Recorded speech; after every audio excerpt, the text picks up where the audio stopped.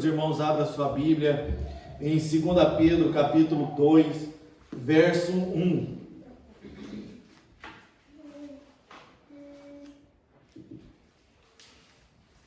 Amém? E também houve entre o povo falsos profetas, como entre vós haverá também falsos doutores, que introduzidos encobertamente heresias de perdição, e negarão o Senhor que os resgatou, trazendo sobre si mesmo repentina perdição. Verdade prática. Os falsos profetas contrapõem a palavra de Deus e lançam dúvida no coração do seu povo. Amém? Os irmãos podem tomar o seu assento. Também seremos rápidos nessa lição, irmãos. Mas a lição, ela está falando dos falsos profetas que muitas vezes estão introduzidos no meio do povo, irmãos, e fica falando aquilo que na realidade Deus não falou. Também Ezequiel aqui, ele combate esses profetas que vêm ensinando heresias. Nós vamos ver em Efésios capítulo 5, verso 5. Eu peço que alguém possa abrir a Bíblia em Efésios capítulo 5, verso 5. E veja bem o que Paulo, ao escrever aos Efésios, ele está dizendo. Ele está se referindo a pessoas que estão dentro da igreja. Muitas vezes essas pessoas trazem mensagens que na realidade Deus não falou com ela. Deus não mostrou. A única coisa que aconteceu foi uma visão do seu próprio coração. Ou significa o quê? Ele olha, ele vê, aí ele chega a uma conclusão por ele mesmo, por uma interpretação dele próprio, e aí ele diz que é Deus que está falando. É a mesma coisa que acontecia com o povo na época de Israel. Muitos profetas se levantaram, por eles estarem cativos, o coração deles estava muito, vamos dizer assim, sensível. Eles queriam ouvir a voz de Deus, então eles se entregavam, e aí os próprios falsos profetas traziam uma mensagem que na realidade não era de Deus. E aí nós precisamos estar dentro da casa de Deus, atento a esse tipo de situação. Porque senão nós podemos cair aos mesmos erros que o povo da época de Ezequiel caiu. As heresias entraram, tomaram conta do coração do povo, tomou conta do templo, porque os próprios sacerdotes se deixaram levar por situações ao qual seu próprio coração os deixou dirigir. E aí a Bíblia diz, através de Salomão, que o nosso coração é enganoso. O que diz Efésios capítulo 5, verso 5? Fiquem sabendo disso. Nenhuma pessoa imoral, impura ou avarenta, porque a avareza é idolatria, tem herança no reino de Cristo e de Deus. O que significa? Significa, irmãos, que a avareza, ela não está se referindo apenas ao dinheiro, não. Ela se está se referindo a tudo aquilo que o homem deseja. Vamos dizer, desejar ser uma autoridade, sendo que ela não foi chamada para aquilo, que ela não foi escolhida por Deus, isso se torna algo que na realidade você não foi colocado para isso. É um desejo muitas vezes do seu coração. Boa coisa você está desejando, mas percorra o caminho que assim é determinado. Os profetas ali até queriam atrapalhar Ezequiel na entrega de profecias que vinham de Deus. E isso fez com que o povo que estava cativo, o que aconteceu com o povo que estava cativo? Já não sabia mais a quem eles davam ouvido. E aí Deus disse a Ezequiel a seguinte coisa: continua firme, É você quem eu escolhi para que seja profeta e combata esses falsos profetas que estão no meio do povo. Agora, na introdução, veja bem o que está dizendo. Depois do pronunciamento do juízo divino sobre a cidade de Jerusalém, com os seus príncipes e o próprio rei de Judá, Ezequiel se dirige agora contra os falsos profetas. Irmãos, a igreja, ela tem que procurar, nós já estudamos aqui na igreja uma revista que fala sobre os dons espirituais. E ela nos ensina que nós temos que procurar o excelente dom, ou seja, os dons espirituais, e termos a consciência de que necessitamos do discernimento de espíritos. E para que nós não venhamos a ser enganados por pessoas que se levantam no meio da igreja, dizendo que Deus falou com ela e na realidade não falou com ela. Simplesmente ela olhou uma situação, julgou com aquela situação e ao entendimento dela, muitas das vezes ela pensa, Deus falou comigo, vai e entrega algo que na realidade Deus não falou com ela. Temos que ter muito cuidado.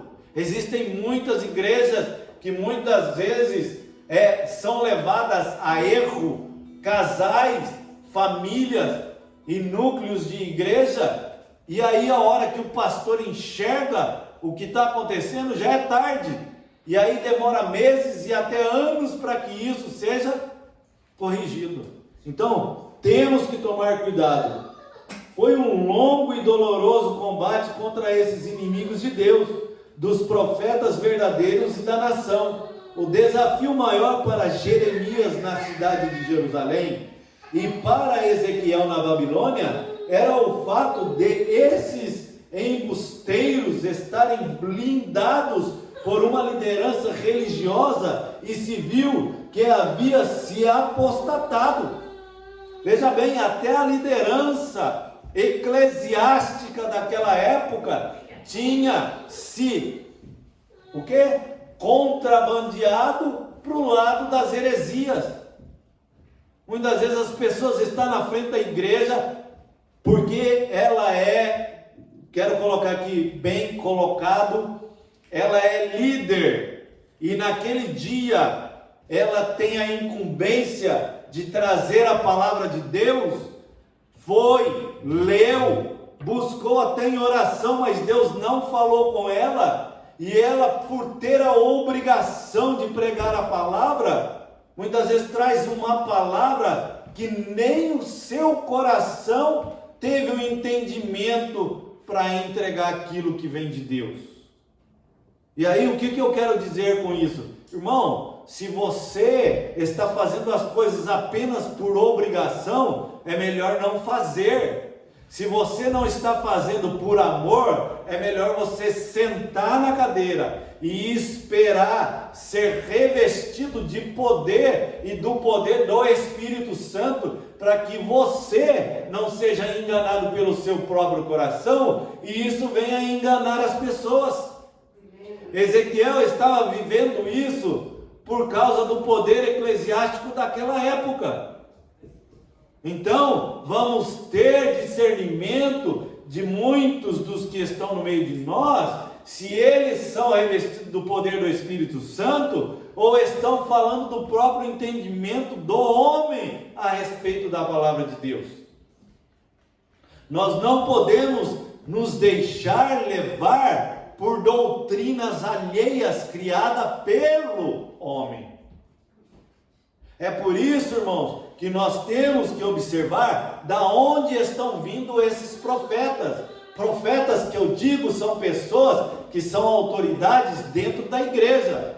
Para o pastor se tornar pastor desta igreja, ele se tornou um diácono, ele se tornou um presbítero, ele se tornou um evangelista. Para se tornar um evangelista, irmãos, o pastor teve que observar ele, teve que observar sua família, ele é levado diante de uma diretoria da convenção das Assembleias de Deus, é entregue a ele uma credencial aonde ele for e necessitar essa credencial, ele a apresenta, ela representa a situação, essa credencial, ela representa o pastor, que o pastor é a autoridade perante as igrejas da Assembleia. Ela também comprova que ele não é um falso profeta, ou seja, ele não é um impostor, vamos dizer assim, uma pessoa falsa, uma autoridade falsa. Ele teve um direcionamento e a convenção o respalda. E aí nós não podemos sair daqui e começar a seguir pessoas que venha a nos enganar, venha a ter uma falsa autoridade. Procure saber quem é aqueles que te lideram, para que você não esteja sendo liderado por falsos profetas. Assim eram os dias de Ezequiel. Ele estava sofrendo para dar ao povo uma nova esperança de que Deus, no final das provações, traria bênçãos e o povo seria liberto, e o povo que assim recebesse a liberdade pudesse voltar para a terra da promessa. Não vamos nos deixar enganar por palavras errôneas. Muitas vezes não está havendo paz e o profeta está dizendo: haverá paz. O profeta está dizendo: você vai ser abençoado. E na realidade Deus está dizendo: olha, a sua bênção não é para agora. E o profeta não tem o discernimento do tempo. E aí ele profetiza: amanhã Deus vai enviar a bênção na sua casa. Temos que ter discernimento, irmãos. Senão nós estamos sendo enganados. Termo profeta. A palavra profeta no hebraico quer dizer navi, cuja etimologia é ainda discutida, mas a ideia primária é de porta-voz. Então nós, como pregadores, como pastor, além de ter o título de pastor, você é um porta-voz da parte de Deus. Por isso que você vai ver o seu pastor falando assim: olha, você tem que buscar a Deus em oração. Quando você ora, você fala com Deus. Quando você lê a palavra de Deus, é Deus falando com você. Há um ciclo e você tem que estar no meio desse ciclo. E aí é ter intimidade com Deus. Aí quando você vem para a casa de Deus, você quer pregar, quer trazer a mensagem de Deus, mas você não tem intimidade com Deus, como é que Deus vai falar com você?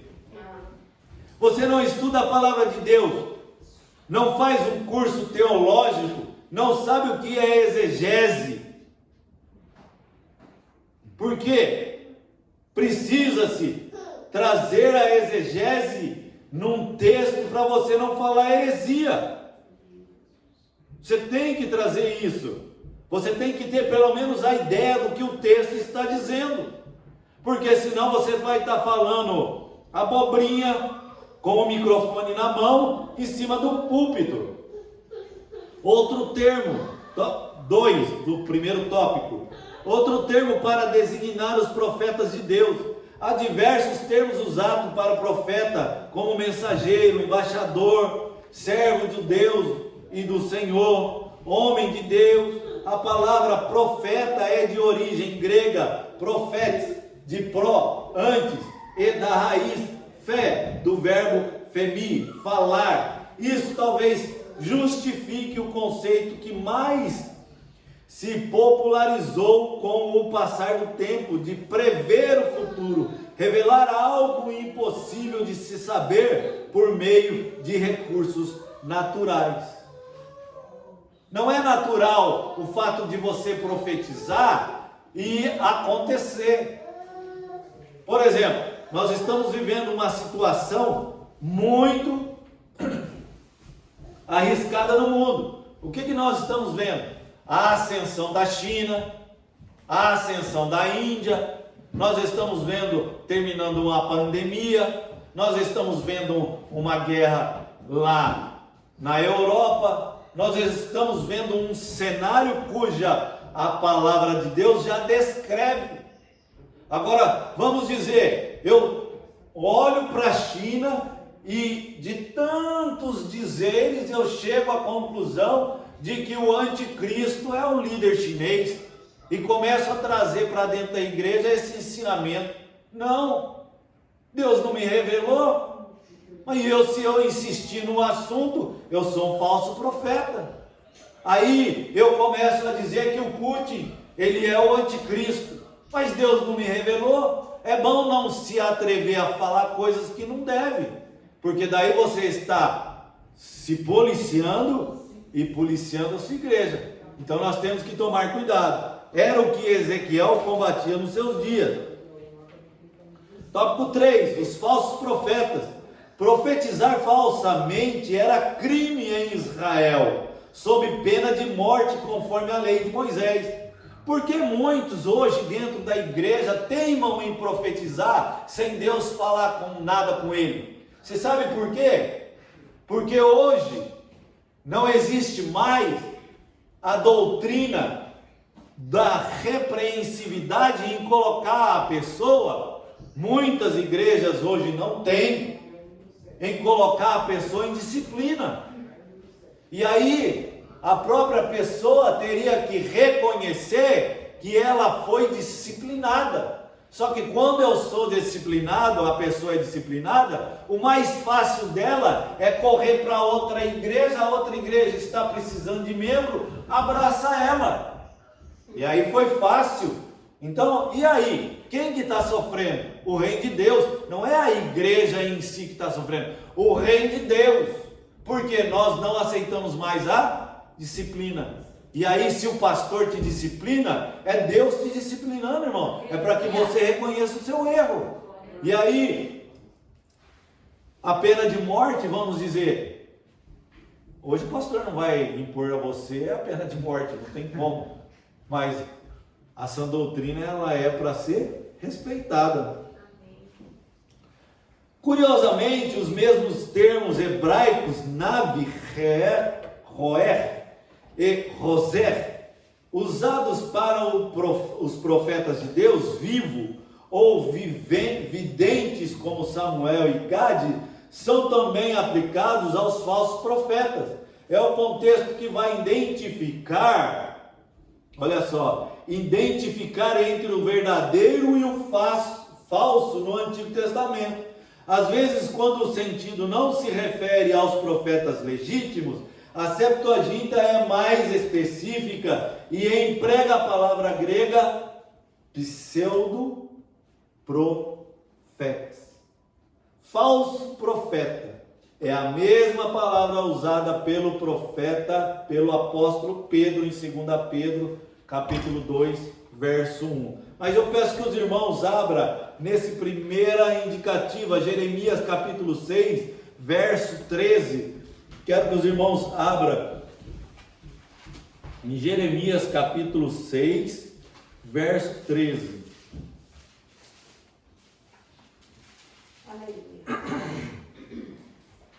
Diz assim: porque desde o menor deles até o maior, cada um se dá à avareza, e desde o profeta até o sacerdote, cada um usa de falsidade. Está se referindo ao povo. Está se referindo ao povo, à avareza. Nesse contexto aí, está dizendo sobre as ofertas, sobre se dedicar à obra de Deus. E aí, não estava somente corrupto o povo, estava toda a linha sacerdotal, todos estavam corruptos. Por isso que Deus trouxe o castigo sobre Jerusalém, sobre Judá. Não escapou um, irmão, todos sofreram. Outra coisa, eles enganavam o povo com a falsa paz. Eles sempre estavam pregando: olha, vai vir prosperidade. E o povo estava no cativeiro. Não havia prosperidade lá no cativeiro. Se eles eram escravos, o povo que ficou lá junto com Jeremias, lá em Judá, continuaram escravos. E sabe o que acontecia? Eles tinham que pagar para o rei da Babilônia. Aonde a paz nisso, irmão? Vai emprestar dinheiro de um agiota para você ver. Você vai dar 15 mil todo mês para ele. 6 mil é juro. O restante é o pagamento. Se você for ver no final, você deu mais da metade do dinheiro da dívida como juro. E aí como você vai ter paz, sendo que aquilo se torna uma perturbação para você? Tópico 2, irmãos. Lá a apresentação, a expressão profeta de Israel só aparece mais 2 vezes no Antigo Testamento, e somente em Ezequiel capítulo 13, verso 16, capítulo 38, verso 17. Não existe nas escrituras hebraicas uma palavra específica para falso profeta. O termo profeta pode se aplicar a falsos profetas, tanto os de Jerusalém, quanto os que estavam entre os exilados na Babilônia, e também aos falsos doutores da atualidade. Hoje tem falsos doutores. Muitas vezes você entra aí no YouTube, você vai ver que as pessoas têm uma boa retórica, prega bem, fala bem, engana bem. E muitos estão ouvindo e não sabem reconhecer que aqueles pregadores estão falando heresia para confundir as pessoas que antes estavam seguindo até um caminho reto. Mas agora é tanta diversificação de palavra, só que a Bíblia, irmãos, cursos teológicos sérios, eles dão uma linhagem para você discernir o tipo de pregação que está sendo pregado. Muitos, não estou dizendo todos, muitos trazem dentro das suas mensagens heresias. O pastor Wellington esteve pregando aqui e ele falou sobre isso. Temos que tomar cuidado. Isso fere, isso traz o quê? Uma palavra para você. Ciúmes, você desperta ciúmes de Deus sobre sua vida. Cuidado com isso. Agora nós estamos vivendo aqui na lição sobre geração das mensagens falsas. É os nossos dias. Temos que tomar cuidado. Não é só YouTube não, irmãos. É várias mensagens, pessoas subindo ao púlpito e trazendo uma falsa mensagem. O profeta no Antigo Testamento, a palavra profeta, quando se refere aos profetas legítimos, vem sempre acompanhado de um qualificativo que o indica como tal, mensageiro de Deus, e desprezaram as suas palavras e escarneceram dos seus profetas, a qual dissera pelo ministério de seu servo Azias, o profeta. Deus fala desde o Antigo Testamento usando a expressão meus servos, os profetas. Veja bem, ele chama de meus. E aí, nós somos profetas de quem? De quem que você é profeta? O que você tem profetizado? Qual é o tipo de leitura que você está fazendo na sua casa? Você realmente está dando abertura para o Espírito Santo trabalhar na sua vida? Na semana passada eu falei sobre o vaso. O vaso ele tem que transbordar por cima, ele tem que ficar cheio, mas transbordar por cima. Tem vaso que está rachado embaixo, você nunca vai ver ele transbordar por cima. Ele nunca tem uma palavra sobre família. Ele não tem uma ideia concreta sobre família. Ele não tem uma ideia concreta sobre doutrina dentro da igreja. Ele não tem nada concreto. Tudo é duvidoso. E hoje, uma palavra que tem sido abundada dentro da igreja. Eu acho. Estamos cheios de achólogo da palavra de Deus. Cuidado com esses tipos de pessoas que fala eu acho. Não, irmão, a interpretação bíblica ela é uma e outra. Ela não pode ser plagiada. Sabe o que é plagiada? É quando o Espírito Santo de Deus, ele deu esse texto, essa revelação, essa visão para Ezequiel. Ela não pode, você não pode pegar essa visão aqui e plagiar, tomar para você entregar ela a alguém e dizer que Deus falou com você. Isso é falsidade perante o Espírito Santo de Deus. E isso hoje acontece muito. É nós olharmos para o texto bíblico, ver duas coisas. Ver que essa mensagem é para o povo de Israel, trazer ela para os nossos dias, para a revelação da igreja e para a igreja. Não é algo particular seu. Senão você está plagiando, você está enganando o povo e roubando do Espírito Santo aquilo que ele não deu autorização para que você fizesse. Temos que tomar cuidado. Vou correr aqui, irmãos. Olha lá, já deu a hora. Vou lá no tópico 2. Os portadores de mensagens falsas. Deus revelou a Ezequiel as fraudes divulgadas pelos falsos profetas. Eles se posicionam como porta-vozes de Deus e se apresentam como enviados por Deus.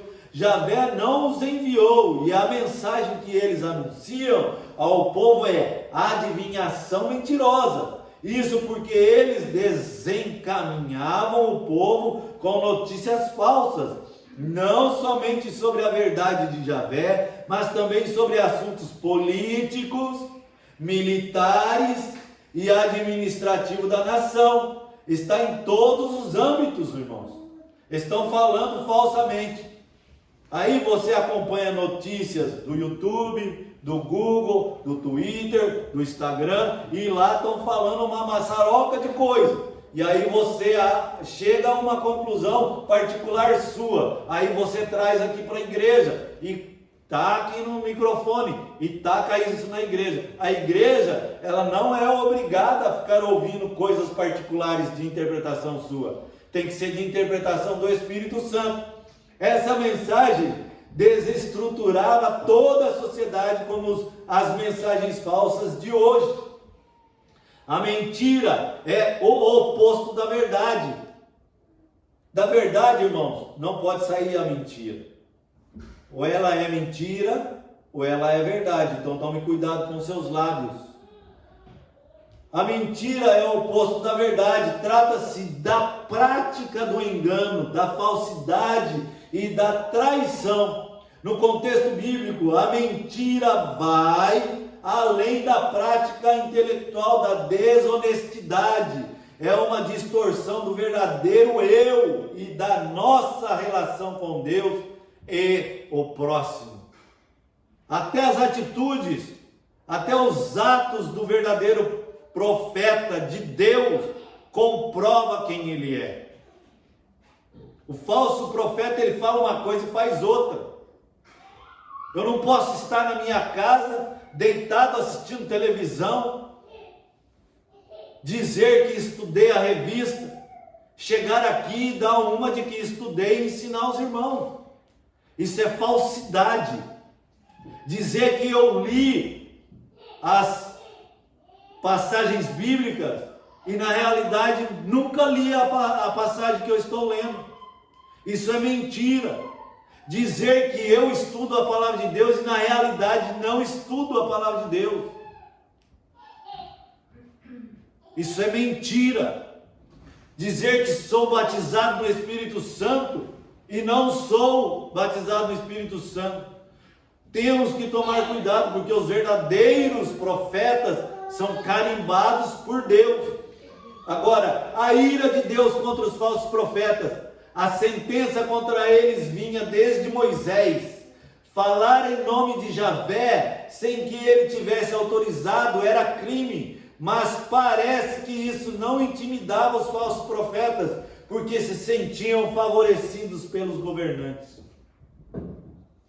Eles contavam com a proteção do Estado, pois seus discursos agradavam às autoridades e a maior parte do povo, e às vezes eram até mesmo encomendados pela corte. Na época eram funcionários públicos. Os discípulos desses falsos profetas ou falsos doutores ainda estão por aí, desencaminhando o povo e disseminando heresias. Devemos estar atentos a todos os movimentos estranhos que aparecem na igreja.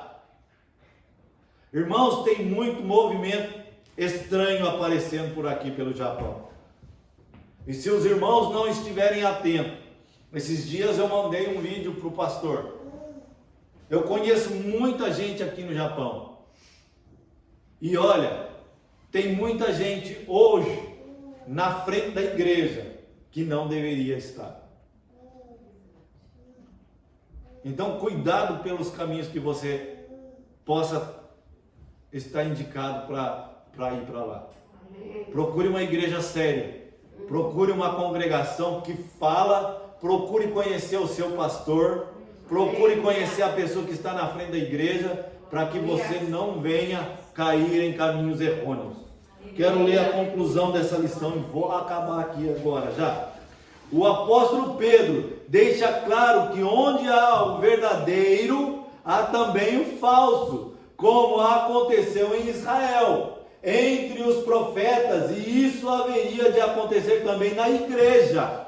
O boato é a propagação de uma notícia infundada, não oficial e de fonte desconhecida. O contexto mostra que divulgar informação enganosa é associação com o ímpio para se tornar falsa testemunha. Mesmo as coisas triviais do dia a dia podem terminar na justiça, pois elas destroem a reputação de qualquer pessoa.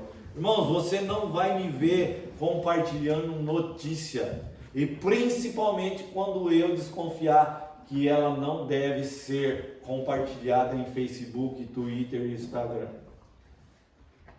Muito difícil. Se eu não compartilhar nada da igreja, dificilmente eu compartilho. Antes de compartilhar, existe ali, na onde tem aquilo lá, ver a fonte daquilo. E eu vejo crente compartilhando coisa que não deveria compartilhar, porque ele não tem certeza se aquilo lá é verdadeiro ou falso. Você passa a ser testemunha da falsidade. O crente hoje, irmãos, ele não pode andar de qualquer jeito. Você é testemunha de Cristo. Como é que você vai fazer? Não tem como você testemunhar da verdade se você está andando junto com a falsidade. Olha a nossa igreja hoje, eu estou dizendo no geral hoje. Como é que elas estão?